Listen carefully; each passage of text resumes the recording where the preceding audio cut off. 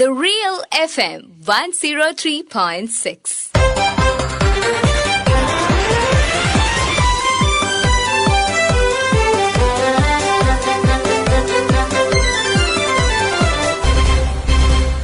ശ്രദ്ധ.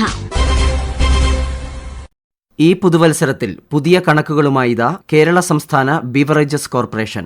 പുതുവർഷ ദിനത്തിൽ മലയാളി കുടിച്ചു തീർത്തത് 713 കോടി രൂപയുടെ മദ്യം. കഴിഞ്ഞ വർഷം ഇത് 697 കോടി രൂപയായിരുന്നു.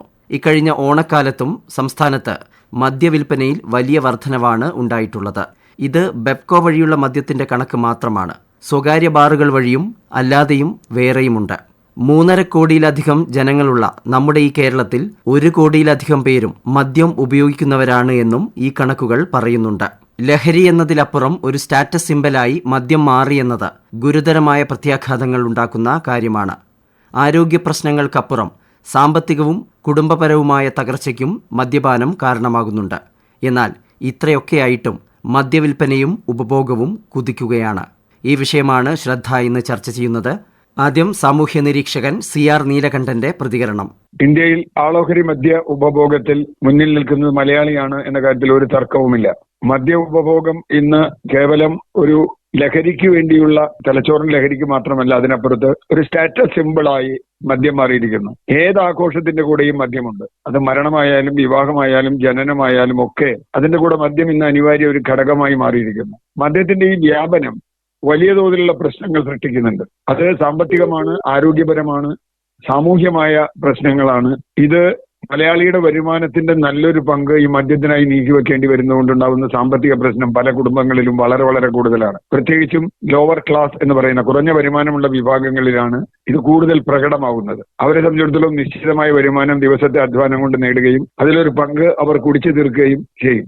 രണ്ടാമത്തെ പ്രശ്നം ആ ലഹരി ഉണ്ടാക്കുന്ന ഒരുതരം അഡിക്ഷൻ നമ്മൾ പറയും. അഡിക്ഷൻ തന്നെയാണത്. ഈ അഡിക്ഷൻ ശരീരത്തിനെ മാത്രമല്ല മനസ്സിനെ കാര്യമായി ബാധിക്കുന്നുണ്ട്. ഒരു പ്രത്യേക സമയത്ത് ഇത് കിട്ടാതെ വന്നാൽ നമ്മൾ വല്ലാതെ വയലന്റ് ആവും. അത്തരത്തിലുള്ള പ്രശ്നങ്ങൾ ഒരുപാടുണ്ട്. മൂന്നാമത്തെ പ്രശ്നം ഇത് ആരോഗ്യത്തിന് നേരിട്ടുണ്ടാക്കുന്ന പ്രതിസന്ധികളാണ്. നമുക്കറിയാം, ഇന്ന് ലിവർ സിറോസിസ് പോലെ, ക്യാൻസർ പോലെ നിരവധി രോഗങ്ങൾ വ്യാപകമായി പടർന്നു പിടിക്കുന്ന ഒരു സ്ഥലമാണ് കേരളം. കേരളത്തിൽ മദ്യഷാപ്പുകൾ കൂടുന്നത് പോലെ തന്നെ ആശുപത്രികളുടെ എണ്ണവും കൂടുന്നുണ്ട് എന്നത് ഒരു രഹസ്യമല്ല. ആശുപത്രികൾ, സൂപ്പർ സ്പെഷ്യാലിറ്റി ആശുപത്രികൾ നൂറുകണക്കിനാണ് വരുന്നത്. അതിനൊരു കാരണം ഉദരരോഗവുമായി ബന്ധപ്പെട്ടതാണ്. അതിൽ മദ്യം ഭക്ഷണത്തോടൊപ്പം ഒരു പ്രധാന പങ്ക് വഹിക്കുന്നു. നാലാമത്തെ പ്രശ്നം കുടുംബങ്ങൾക്കകത്താണ്. മദ്യപനായ ഭർത്താവിനെ സഹിക്കേണ്ടി വരുന്ന ഭാര്യ എന്ന് പറയുന്നത് ഇന്ന് ഒരു വലിയ പ്രതിസന്ധിയാണ്. ഉന്നത കുടുംബങ്ങളെ സംബന്ധിച്ചിടത്തോളം ഇത് മറ്റൊരു തരത്തിലാണ്.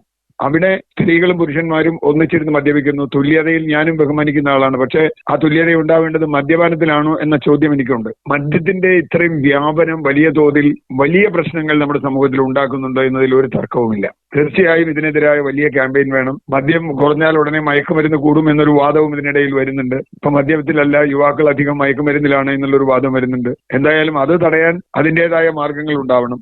സമൂഹത്തിന് ദോഷകരമായ ഒരു ലഹരി എന്ന നിലയിൽ ഇത്രയധികം വിപണന സാധ്യതകൾ നൽകേണ്ട ഒന്നല്ല മദ്യം. അഭിഭാഷകയും മദ്യനിരോധന സമിതി സംസ്ഥാന വൈസ് പ്രസിഡന്റുമായ സുജാത S. വർമ്മ. മദ്യത്തിന് കിട്ടിയിട്ടുള്ള ഒരു സാർവത്രികമായ അംഗീകാരം, ഇത് മദ്യത്തിന്റെ ഉപഭോഗം ഓരോ തവണയും ഓരോ സീസണിൽ കൂട്ടിക്കൊണ്ടിരിക്കുകയാണ്. ഓരോ ഉത്സവം ചെല്ലുമ്പോഴും. ഞാൻ ഇന്നലെ ദൃക്സാക്ഷിയാണ്. ബീവ്കോയുടെ 2 ഔട്ട്ലെറ്റുകളിലായിട്ട് ഏതാണ്ട് ചെറുപ്പക്കാരായ 18 വയസ്സോളം പ്രായമുള്ള കുട്ടികൾ കേസ് കണക്കിന് മദ്യം വാങ്ങിക്കൊണ്ടുപോകുന്നത് നേരിട്ട് കണ്ടു. വല്ലാത്തൊരു വിഷമം തോന്നി. എന്താന്ന് വെച്ചാൽ മദ്യം എന്ന് പറയുന്നത് ചെലുത്തുന്ന, ശരീരത്തിലുണ്ടാക്കുന്ന, കുടുംബത്തിലുണ്ടാക്കുന്ന, സമൂഹത്തിലുണ്ടാക്കുന്ന പ്രത്യാഘാതങ്ങൾ തിരിച്ചറിയാത്തവരല്ല നമ്മൾ.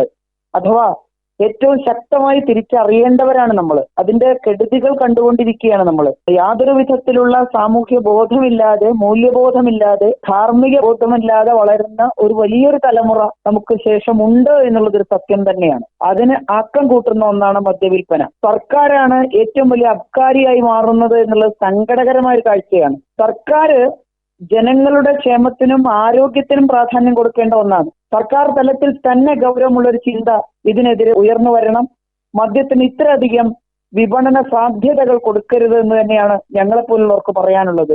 അതുതന്നെയാണ് നമ്മുടെ തലമുറ ഏത് ആഘോഷത്തിന്റെ പിറകിലും മദ്യം വേണം, മദ്യം ഒഴിച്ചുകൂടാനാവാത്ത ഒന്നാണ്. അത് എല്ലാ ലഹരിയുടെയും ആദ്യത്തെ പടിയാണെന്ന് പോലും തിരിച്ചറിയാതെ നമ്മുടെ പുതിയ തലമുറ അതിലേക്ക് കൂപ്പുകുത്തി വീഴുന്നത് എന്നുള്ളത് ഇനിയെങ്കിലും സാമൂഹ്യ ബോധമുള്ള രാഷ്ട്രീയ ബോധമുള്ള അതുപോലെ തന്നെ പൗരബോധമുള്ള സമൂഹം തിരിച്ചറിയേണ്ട സമയം അതിക്രമിച്ചു കഴിഞ്ഞിരിക്കുന്നു എന്നാണ് പറയാനുള്ളത്. യുവതയുടെ ആഘോഷങ്ങളുടെ രൂപവും ഭാവവും മാറിയിട്ടുണ്ട്. അതിലൊക്കെയും മദ്യം ഒരു പ്രധാന ഘടകമായിട്ടുണ്ട്. സർക്കാർ തലത്തിലും മറ്റും നിയന്ത്രണങ്ങളും ബോധവൽക്കരണ പ്രവർത്തനങ്ങളുമൊക്കെ ഉണ്ടായിട്ടും മദ്യത്തിലേക്ക് യുവജനങ്ങൾ ആകർഷിക്കപ്പെടുന്നത് ഗൗരവമായി തന്നെ കാണേണ്ടതുണ്ട്. നാദാപുരം എക്സൈസ് റേഞ്ച് ഓഫീസിലെ civil excise officer K Sineesh ശ്രദ്ധയോട്. എക്സൈസ് ഡിപ്പാർട്ട്മെന്റ് ഈ അടുത്ത കാലങ്ങളിലായിട്ട് ഒരുപാട് കേസുകൾ മയക്കുമരുന്ന് ഉപയോഗത്തിന്റെ ഭാഗമായി ഒരുപാട് കേസുകൾ കണ്ടെത്തിയിട്ടുണ്ട്. പ്രത്യേകിച്ച് യുവജനങ്ങൾക്കിടയിലാണ് ഇത്തരം കേസുകൾ കണ്ടുപിടിക്കപ്പെടുന്നത്. പണ്ട് കാലങ്ങളിൽ ഉണ്ടായിരുന്ന കളിതമാശകളും പൊതു ഇടങ്ങളിലെ ആഘോഷങ്ങളൊക്കെ കളികളിലൂടെയുള്ള ആഘോഷങ്ങൾക്ക് മാറ്റം വരികയും പുതു ലഹരിയിലൂടെ, അതായത് മദ്യത്തിന്റെ ഉപയോഗത്തിലൂടെ ലഹരി കണ്ടെത്തുന്ന രീതിയിലേക്ക് യുവജനങ്ങൾ മാറിയിരിക്കുകയാണ്. ഇന്ന് ആഘോഷങ്ങളിലെ മദ്യത്തിന്റെ ഉപയോഗം ഇല്ലാതെ ഒരു ആഘോഷത്തെക്കുറിച്ച് അവർക്ക് ചിന്തിക്കാൻ പോലും പറ്റുന്നില്ല. പലപ്പോഴും മൊബൈൽ ഫോണിന്റെയും മറ്റു സോഷ്യൽ മീഡിയയിലേക്ക് അതിപ്രസരണം കാരണം അവര് പല രീതിയിൽ അവരുടെ ആഘോഷത്തിന്റെ രൂപവും ഭാവവും മാറിക്കൊണ്ടിരിക്കുകയാണ്. അതുമാത്രമല്ല, ഇന്ന് കാണുന്ന പല റീലുകളും ഇവരെ വല്ലാത്ത രീതിയിൽ സ്വാധീനിക്കുന്നുണ്ട്. മറിച്ച് പോസിറ്റീവായിട്ടുള്ള പല കാര്യങ്ങളും ശ്രദ്ധിക്കുന്നതിന് പകരം വീടുകളിൽ പോലും അവരുടെ അത്യാധുനിക സോഷ്യൽ മീഡിയകളുടെ ഉപയോഗം അവർ വർദ്ധിച്ചു വരികയാണ്. രക്ഷിതാക്കളോടുള്ള സംസാരം പോലും അവർ കുറഞ്ഞിരിക്കുന്നു. പലപ്പോഴും അച്ഛന്റെയും അമ്മയുടെയും മുഖം പോലും കാണാതെ ഫേസ്ബുക്കിന്റെ ചിത്രം പോലെ കുനിഞ്ഞിരുന്ന് സോഷ്യൽ മീഡിയയുടെ വലയത്തിൽ അവർ പെട്ടുപോയിരിക്കുകയാണ്. പലപ്പോഴും അതിന്റെയൊക്കെ ഉപയോഗവും അവർ പോകുന്ന വെബ്സൈറ്റുകളുടെ ഉപയോഗവും ഒക്കെ കാരണം ഇവരുടെ ആഘോഷങ്ങളുടെ രൂപം മാറിയിരിക്കുകയാണ്. മിക്കവാറും അവർ മദ്യത്തിന്റെയും മയക്കുമരുന്നിന്റെയും ഉപയോഗത്തിലേക്ക് അവർ കടന്നു വരുവാണ്.